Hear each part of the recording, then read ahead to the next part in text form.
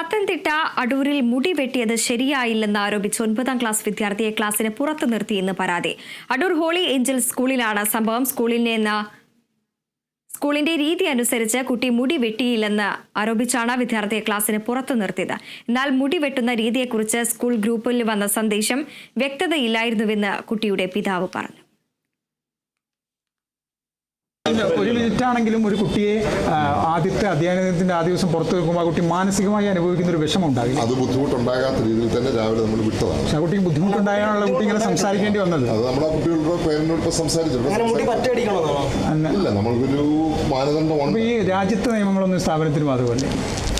അതനുസരിച്ചാണല്ലോ ചെയ്യുന്നത്. അല്ല, അങ്ങനെയാണെങ്കിൽ എന്താണ് ഇത്തരത്തിൽ ഒരാൾ മുടിയൊക്കെ വിട്ട ഒരാളുടെ സ്വാതന്ത്ര്യമാണെന്നുള്ള ഒരു തന്നെയാണോ കോടതി? അത് പറ്റത്തില്ല.